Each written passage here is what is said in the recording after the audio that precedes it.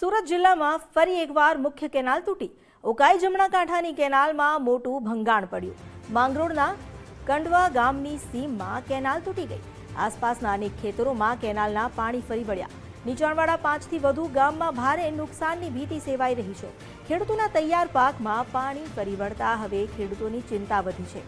દાયકાઓ જૂની કેનાલ તૂટતા તંત્રની કામગીરી સામે સવાલ ઉઠી રહ્યા છે।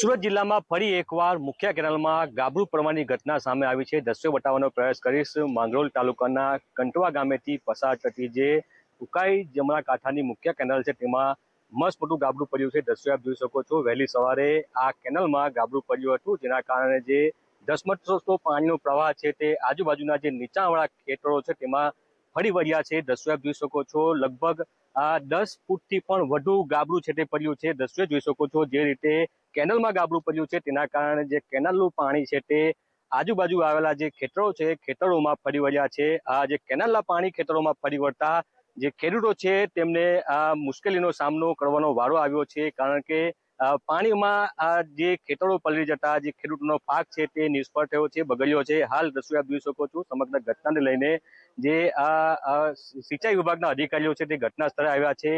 મહત્વનું છે કે 10 વર્ષ પહેલા જે આ કેનાલ છે, કેનાલનું જે રિપેરિંગ કામ છે તે કરવામાં આવ્યું હતું। કોન્ક્રીટની પાકી કેનાલ બનાવવામાં આવી હતી, ત્યારે જે રીતે કેનાલમાં ગાબડું પડ્યું છે તેના કારણે જે પાણી છે તે પાણી આજુબાજુના ખેતરોમાં ફરી વળ્યા છે।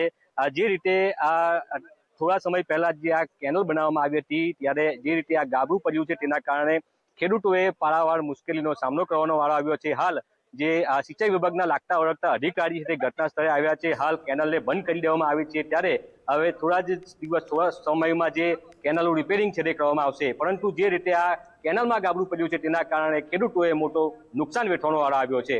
ઉદય જાદવ, ગુજરાત ફર્સ્ટ, સુરત।